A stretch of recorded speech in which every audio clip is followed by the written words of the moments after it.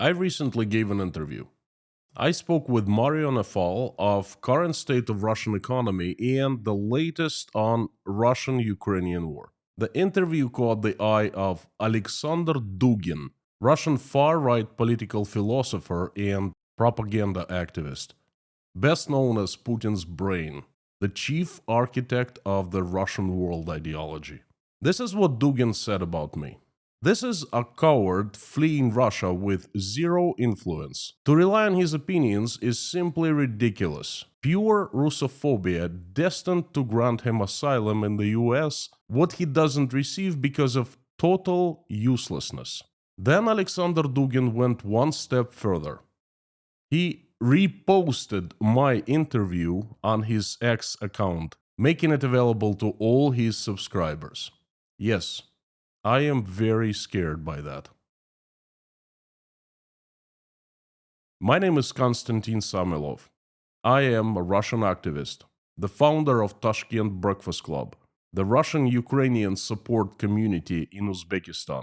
And many of you know me as the host of YouTube channel called Inside Russia. I have been fighting for my country since 2022, trying to bring peace and change. My weapon is YouTube. I share the truth of Russia on YouTube, documenting country's constant transformation. The events, the people, the society, the laws, the actions, the freedoms, the propaganda, the economy, everything I find significant, I document and share with the world. I find it very important to tell the truth about Russia because it's scarce these days. There's a huge, powerful propaganda machine backed by 141 billion rubles. That's the amount in Russian federal budget allocated for mass media, read propaganda, in 2025. With tens of thousands of people working around the clock, aiming to engineer your opinion of Russia to their liking. I use a different approach. I give you the truth and want you to make your own opinion of Russia based on that truth. I search for small details that aren't found and covered by mainstream media, but when combined together, they paint a big picture of what's happening. And that picture is ugly, by the way. I'm doing it absolutely alone. Everything. Monitoring the news, picking the most significant ones, analyzing, commenting, preparing messages, writing articles, giving interviews, recording videos and live streaming. Just me, no one else. Until recently, I even designed my own YouTube thumbnails. Big mistake, by the way. I don't have a budget. No organization or a country or anyone finances me. Moreover, I'm not even earning anything from Google. It has demonetized Inside Russia for the reasons unknown. The only money I receive are donations. People buy me coffees at buymecoffee.com. They become patrons of Inside Russia Patreon account, and sometimes they send me money through PayPal. That's it. That's the only income I receive. I am feeling tiny against 141 billion ruble large Russian propaganda machine. David against Goliath. A speck of dust, really. But do you know what?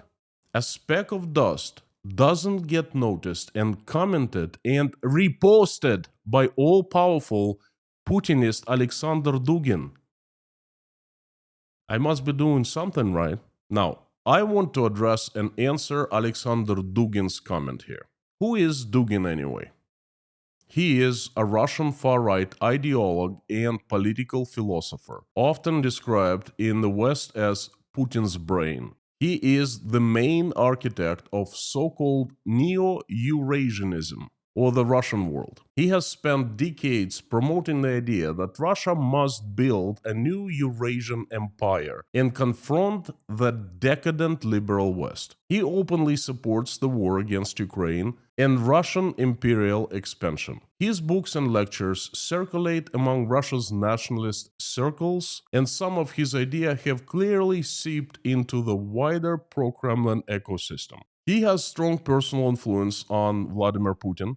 In simple terms, Dugin is one of the loudest intellectual voices trying to give Russia's authoritarian turn and its wars a grand philosophical justification. Now, Dugin calls me a coward fleeing Russia with zero influence. I am anything but coward. I made the decision to go public, to stand tall speaking the truth of Russia and the war it's waging on Ukraine. I am on the radar of the Russian state, regularly followed by the KGB agents where I live. I live in constant fear because of that. I am also pressured by Google. It demonetized me and refusing to remonetize for what I believe standing up tall against Russian state. Now, why would Google do that? I don't know. On top of that, the American government doesn't fancy me much. It denied the relatives' petition of my daughter, born and raised U.S. citizen, on my behalf, due to the U.S. government was not convinced that my daughter was my daughter, although we submitted over 600 pages of evidence, including American-issued birth certificate. I attended the protest meetings in Russia and documented them, including posting them here on YouTube. All videos are still here. You can search and watch them. And the latest blow is this comment by Alexander Dugin. It's the Kremlin's black spot to me. Now, if I were a coward, I would simply stop, because it's too scary. There are plenty of Russians who have stopped, and I keep going. With all my due respect, Alexander, I am anything but coward. I am Christian, a father of 5 children, a husband and a son, and I have a lot of people who rely on me, and that makes it all these threats even scarier. But despite being very scared, I keep on going. I have guts and courage and honor. And as for having zero influence, well, you, Alexander, taking time to watch my conversation with Mario, commenting on it and reposting it, making me aware to your hundreds of thousands of followers, you wouldn't do that to anyone with zero influence, would you? I am the David, after all. I am a shepherd living in exile, homeless and wearing no armor. My sling is my tongue. Dugin says that to rely on my opinions is simply ridiculous. Now, I am a believer of free choice. I believe people make their own choices who to believe, and if no one pressures them, people make right choices. Over 110 million people watched my daily messages. I never force my opinions on anyone, I simply give food for thought. So, is Dugin calling 110 million people who have trusted me, is he calling them ridiculous? 110 million people ridiculous? Well, that's ridiculous. Dugin says that my messages are pure Russophobia, destined to grant me asylum in the US, and what I doesn't receive because of total uselessness. Now, interesting how Dugin knows so much about me. I didn't say anything of that in the interview. How does he know? Now, how can I be Russophobic? I am Russian, born and raised. My parents and family are Russian. My children are Russian. 3 of them have Russian as the first language. After having lived in the USA for 9 years, I returned to Russia because I loved it. I wanted to live among my own. I wanted to speak Russian. I wanted my children to go to Russian school, speak Russian, and be around the Russian family. Now, that's changed, but not because me turning Russophobic, but because my country has gone mad. Open your eyes and see what's going on around. And after all that, Dugin is calling me Russophobic? Very unfair. And by the way, after every live stream, I pray and ask God, Jesus Christ, to help Russia, to assemble his army of the strongest angels, armed with sharp swords, have Saint Michael, Archangel Michael, lead that God's army to get rid of the demons who have hijacked Russia, who we all know by their faces and by their names well, and help good Russians to run their country so it becomes peaceful, loving, and respecting. Now, praying for that every day, how that could be Russophobic. And after all, I have not applied for political asylum in America. I never had intentions to do so, and I will not do that in the future. America doesn't fancy much, considers me an undesirable element for some unknown reason. I would love to find a home in America, but political asylum is not the right way, at least in my books. Europe also considers me a threat to a point where I am not even allowed to apply for any visa from where I live, even for a tourist one.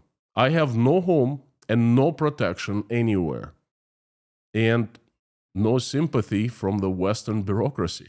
I am hanging by a thread. And receiving this message, the black spot from the powerful Alexander Dugin, is very scary. I consider it a hostile action against me. It actually is hard to explain how scary it is and how scared I am. Friends, I want you to know something. I love my life. No matter how hard and unsettling it is, no matter how hard to be homeless and seeing your country demising and the wars going on, I am surrounded by my family, my wife and children. I have love in my life. I have God in my life. I have no intentions of taking it. If something happens to me, please know it's not me, no matter what they would say. I am afraid of heights these days and always stay away from windows. I pray to God to send me safety, but with Dugin after me, I hope everything will be all right. And in case anything happens, I want you to know it's been an honor. Thank you very much for being a part of Inside Russia community, for your precious time, for messages, for praying along with me, and for your love. Please know that you have been a life changer in my life. I'm not going anywhere. If anything, I am angrier and more fired up now than ever. I give you a promise, I will continue my stand. I will continue telling the truth and standing up for peace and fairness, for Ukraine and for Russia. It's just with the Russian machine against me, you never know what's going to happen. So, thank you and goodbye. I hope to see you tomorrow, and day after tomorrow, and day after that, for many years to come. I hope that will be the case. That just in case. And please, keep on tuning in.